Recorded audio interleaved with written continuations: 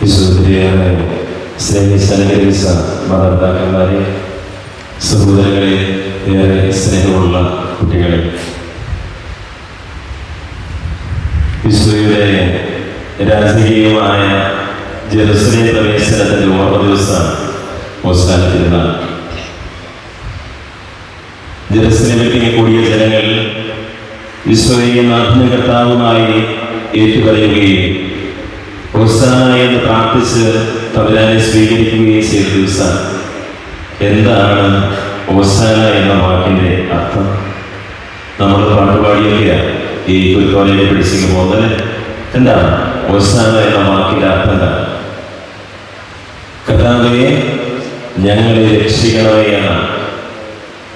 ആ ജനങ്ങള് ഈശോയോട് പ്രാർത്ഥിച്ചതാണ്. നമുക്ക് ഈ ദേവാലയത്തിനുള്ളിൽ ആ ഒരു പ്രാർത്ഥനാ മനസ്സോടെ ആയിരിക്കണം. ഹോസാന തിരുനാളിന്റെ എല്ലാ ദൈവാനുഗ്രഹങ്ങളും പ്രാർത്ഥിക്കുന്നു. തമ്പുരാന്റെ വലിയ അനുഗ്രഹം വളരെ പ്രത്യേകമായി ഈ വലിയ ആഴ്ചയിൽ എന്നും എപ്പോഴും നമ്മുടെ ജീവിതങ്ങളോടും കുടുംബങ്ങളോടും മക്കളോടും കൂടെ ഉണ്ടാകട്ടെ എന്ന് പ്രാർത്ഥിക്കുന്നു. നമ്മൾ വായിച്ചു കേട്ട സുവിശേഷത്തിന്റെ അടിസ്ഥാനത്തിൽ 4 വാക്യങ്ങളെ അടിസ്ഥാനമാക്കി നമ്മുടെ ജീവിതത്തിലേക്ക് 4 ചിന്തകൾ പങ്കുവയ്ക്കുകയാണ്. നമ്മൾ കേൾക്കുന്ന വചനം അത് നമ്മുടെ ഓരോരുത്തരുടെയും ജീവിതത്തോട് ചേർത്ത് വെച്ച് ചിന്തിക്കുമ്പോഴാണ് ആ വചനത്തിന് നമ്മുടെ ഓരോരുത്തരുടെയും ജീവിതത്തിൽ അർത്ഥമുണ്ടാകുന്നത്. നമ്മൾ വായിച്ചു കേട്ട സുവിശേഷ ഭാഗത്തിൽ ആദ്യം ഈശോ ശിഷ്യന്മാരോട് പറയണം, ഇന്ന സ്ഥലത്ത് പോകണം, അവിടെ കെട്ടിയിട്ടിരിക്കുന്ന ഒരു കഴുതിയെ കാണും, എന്ത് ചെയ്യണമെന്ന് പറഞ്ഞ് അഴിച്ചുകൊണ്ട് വരണം. ആരെങ്കിലും എന്തെങ്കിലും ചോദിച്ചാൽ എന്താണ് പറയേണ്ടത്? കർത്താവിന് അവയെ കൊണ്ട് ആവശ്യമുണ്ട്. കർത്താവിന് അവയെ കൊണ്ട് ആവശ്യമുണ്ട്. ഈ അവസാന ദിവസം തമ്പുരാൻ നമ്മൾ ഓരോരുത്തരോടും പറയുന്നത് അതേ കാര്യമാണ്. എനിക്ക് നിന്നെയും കൊണ്ട് ആവശ്യമുണ്ട്. എന്താണ് ആവശ്യം? നമ്മളെ ഏൽപ്പിച്ചിരിക്കുന്ന കടമകൾ അത് അതിൻ്റെ ആത്മാർത്ഥതയിൽ നിർവഹിക്കുക എന്നുള്ളതാണ് തമ്പുരാൻ നമ്മിൽ നിന്ന് പ്രതീക്ഷിക്കുന്ന കാര്യം. അതാണ് കർത്താവിന് എന്നെയും കൊണ്ടുള്ള ആവശ്യം. ആ ആവശ്യങ്ങൾ ആത്മാർത്ഥതയോടുകൂടെ നിർവഹിക്കാൻ നമുക്ക് സാധ്യമാകുന്നുണ്ടോ എന്ന് ഈശോയുടെ ഇടയിൽ നമുക്ക് ആത്മപരിശോധന ചെയ്യാം. വേണ്ടേ? തീർച്ചയായും ആത്മപരിശോധന ചെയ്യണം. ഏൽപ്പിച്ചിട്ടുണ്ട് എന്നെ ഒരു ഇടവകയുടെ ഉത്തരവാദിത്വം. ഒരു വികാരി എന്ന നിലയിൽ ഞാനത് ആത്മാർത്ഥമായി നിർവഹിക്കുന്നുണ്ടോ? ഇവിടെ ഇരിക്കുന്ന ഓരോരുത്തർക്കുമുണ്ട് ജീവിതങ്ങളിൽ ഓരോ കടമകൾ, വ്യത്യസ്തങ്ങളായ കടമകൾ. കുടുംബത്തിന്റെ ഉത്തരവാദിത്വം പേറുന്ന കുടുംബനാഥന്മാർ, അവരോടൊപ്പം കുടുംബത്തിന്റെ കാര്യം നോക്കി പരിപാലിക്കേണ്ട കുടുംബനാഥ, മക്കൾ, കൊച്ചുമക്കൾ, മാതാപിതാക്കന്മാർ, അവരൊക്കെ അവരുടെ ഉത്തരവാദിത്തങ്ങൾ ഏറ്റവും ഭംഗിയായി നിർവഹിക്കുന്നുണ്ടോ എന്ന് തമ്പുരാന്റെ അടുക്കൽ നമ്മൾ ഹൃദയങ്ങളെ പരിശോധിക്കാം. രണ്ടാമത്തത് നമ്മൾ കാണുന്നു, ഈശോ ജെറുസലേം ദേവാലയത്തിലേക്ക് പ്രവേശിക്കുമ്പോൾ ജനക്കൂട്ടത്തിൽ ഒത്തിരിയേറെ പേർ, വചനം പറയുന്നു വളരെ പേർ വഴിയരികിൽ തങ്ങളുടെ വസ്ത്രങ്ങൾ വിരിച്ച് അതിൽ ചവിട്ടി നടക്കാൻ ഈശോയെ അനുവദിക്കുകയാണ്. തങ്ങളുടെ വസ്ത്രങ്ങൾ തങ്ങളെ തൊടാനും തങ്ങളുടെ ഉടുതുണിയിൽ ചവിട്ടി ജെറുസലേമിലേക്ക് പ്രവേശിക്കാനും തമ്പുരാന് അനുവാദം കൊടുക്കുന്ന ഒരു ജനതയെയാണ് നമ്മളിവിടെ കാണുന്നത്. ഇത് ക്രിസ്തു ഒരു ജനതയെ തൊട്ട ദിവസമാണ്. എൻ്റെ ജീവിതത്തിൽ ക്രിസ്തു അനുഭവമാകേണ്ട ദിവസമാണ്. നമ്മൾ സ്കൂളിൽ നിന്ന് ഇങ്ങോട്ട് പ്രാർത്ഥനാപൂർവം ഹോസാന ഗീതങ്ങളൊക്കെ പാടി പ്രദക്ഷിണമായി ദേവാലയത്തിനുള്ളിൽ പ്രവേശിച്ച് തമ്പുരാന്റെ കൂടെ ആയിരിക്കുകയാണ്. എൻ്റെ ജീവിതത്തിലെ സമർപ്പണങ്ങൾ അതെന്തൊക്കെയാണ്? ഇന്നത്തെ മലയാളിലെ ആൾക്കാരെ കണ്ടിട്ട് പേടിയാണ്. ഇത്തരം ആൾക്കാരൊക്കെ ഈ ഇടവകയിൽ ഉള്ളതാണല്ലോ അല്ലേ? ഞാൻ ചിലരോട് ചോദിച്ചു, വേറെ ഇടവകയിൽ നിന്ന് വന്നതൊന്നും അല്ലല്ലോ. അപ്പോൾ ആത്മസമർപ്പണം എന്ന് പറയുന്നത് എല്ലാ ഞായറാഴ്ചയിലും പള്ളിയിൽ പോവുക എന്നുള്ളതാണ്. ഞാനിവിടെ നിന്ന് ചിന്തിച്ചു, എല്ലാ ഞായറാഴ്ചയും ഹോസാന ഞായറാഴ്ച ആയിരുന്നെങ്കിലും.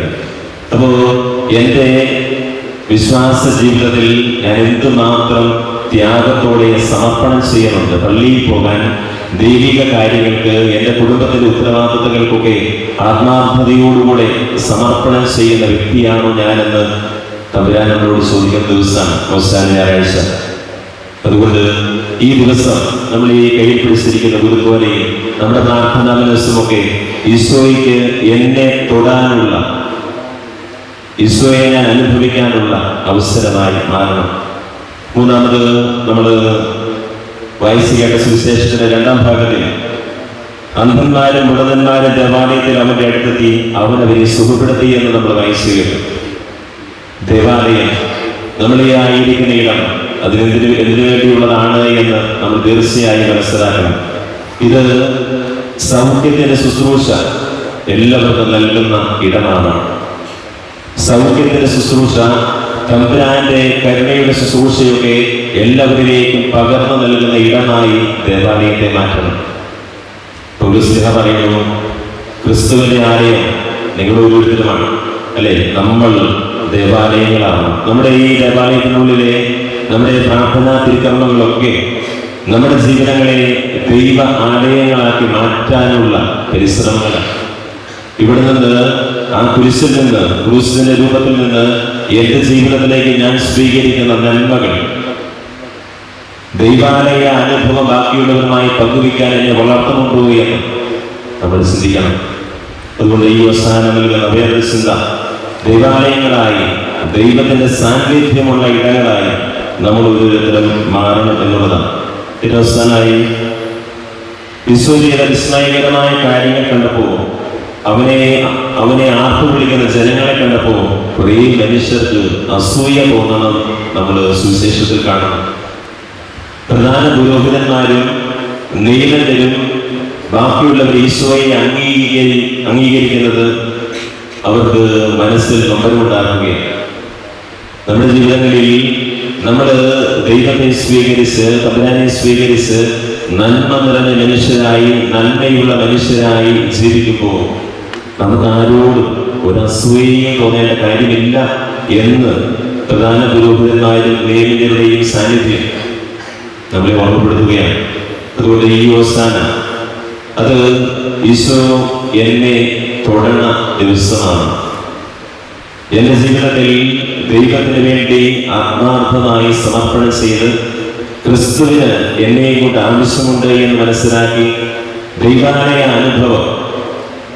ദൈവാനുഭവം ബാക്കിയുള്ളവർക്ക് പങ്കുവെച്ചു കൊടുക്കുന്ന മനുഷ്യരായി ജീവിക്കാൻ നമുക്ക് ഈശോയോട് കൃപ പ്രാർത്ഥിക്കാം. ജെറുസലേമിലേക്ക് രാജകീയമായി പ്രദക്ഷിണമായി എഴുന്നള്ളി വന്ന ഈശോ നമ്മുടെ ജീവിതങ്ങളിലേക്ക്, നമ്മുടെ ഹൃദയങ്ങളിലേക്ക് എഴുന്നള്ളി വന്ന് നമ്മളെ തൊടണം. നമ്മൾ പ്രദക്ഷിണമായി വന്നിട്ട് ആ വാതിലിന് പുറത്താണ് എല്ലാവരും വരുന്നത്, അല്ലെ? നമ്മൾ ദേവാലയ വാതിൽക്കൽ 3 തവണ മുട്ടിയാണ് അകത്തേക്ക് പ്രവേശിച്ചത്. നമ്മുടെ തമ്പുരാൻ എല്ലാ ദിവസവും നമ്മുടെ ഹൃദയങ്ങളെ മുട്ടുന്നുണ്ട്, നമ്മുടെ ഹൃദയങ്ങളെ തട്ടുന്നുണ്ട്. അത് തുറന്നു കൊടുക്കാൻ, തമ്പുരാനെ എന്റെ ഹൃദയത്തിലേക്ക് സ്വീകരിക്കാൻ, ആ തമ്പുരാനെ സ്വീകരിക്കുന്നത് വഴി എന്റെ ജീവിതത്തിൽ ഞാൻ കൈവരിക്കുന്ന, ഞാൻ ആർജിക്കുന്ന നന്മകൾ അതിന്റെ സഹോദരങ്ങൾക്ക്, എന്റെ കുടുംബാംഗങ്ങൾക്ക് പങ്കുവെച്ചു കൊടുക്കാനുള്ള അനുഗ്രഹം നമുക്ക് ഈശോയിൽ പ്രാർത്ഥിക്കാം. മുട്ട് കേട്ടിട്ട് ഉത്തരം കൊടുക്കാത്ത മനുഷ്യരാവരുത്.